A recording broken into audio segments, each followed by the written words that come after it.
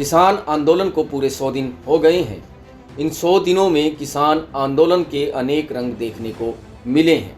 मौज, मेला, रवानगी अब आंदोलन से गायब होते नजर आ रहे हैं।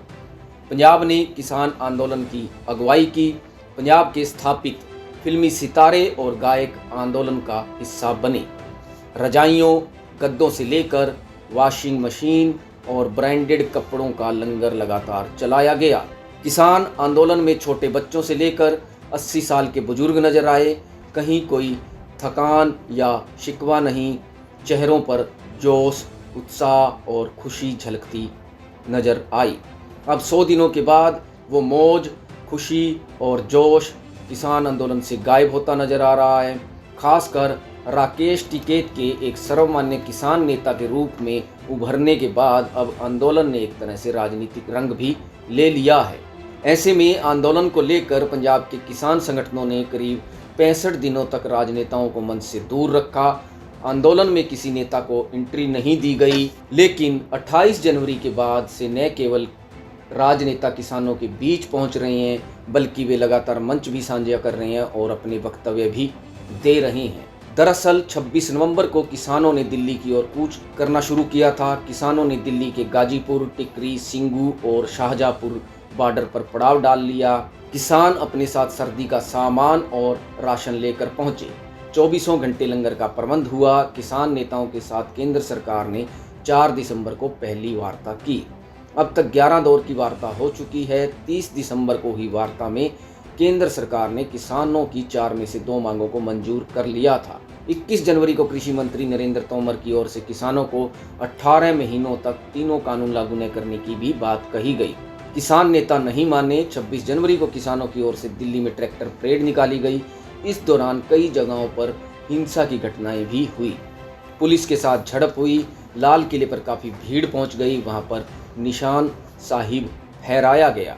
दिल्ली पुलिस ने लाल किले प्रकरण को लेकर 200 से अधिक किसानों पर मामले दर्ज किए। पंजाबी एक्टर दीप सिद्धू सहित करीब 120 लोगों को गिरफ्तार किया गया। इस घटना के बाद आंदोलन का रुख ही बदल गया। किसान नेताओं ने भी लाल किले की घटना से खुद को दूर बताते हुए इसे साजिश करार दिया। आंदोलन में भीड़ घटने लगी। अधिकांश किसान ट्रैक्टर लेकर घरों की ओर चले गए। भीड़ जाती देख 28 जनवरी को भारतीय किसान यूनियन के राष्ट्रीय प्रवक्ता राकेश टिकैत मीडिया के सामने फूट फूट कर रोए। टिकैत के आंसू क्या निकले, इसका असर उत्तर प्रदेश से लेकर हरियाणा, राजस्थान और पंजाब में नजर आया। किसान फिर से आने लगे और अब आंदोलन राजनीतिक रंग भी लेने लगा। आंदोलन के दौरान अब तक करीब 250 से अधिक किसानों की मौत भी हो चुकी है। 28 जनवरी को राकेश टिकैत के आंसू छलकने के बाद वे एक सर्वमान्य नेता के रूप में उभर कर सामने आए और वे किसान आंदोलन का एक बड़ा चेहरा भी बन गए। इस प्रकरण के एक दिन बाद राष्ट्रीय लोकदल के नेता जयंत चौधरी व 2 दिन बाद इनेलो नेता अभय सिंह चौटाला गाजीपुर बॉर्डर पहुंचे। राज्यसभा के सदस्य दीपेंद्र सिंह हुड्डा भी टिकैत से मिलने गाजीपुर बॉर्डर पहुंचे थे। हरियाणा से खापों का समर्थन भी टिकैत को मिला। इसके बाद किसान महापंचायतों के जरिए किसानों ने अपनी ताकत दिखाई।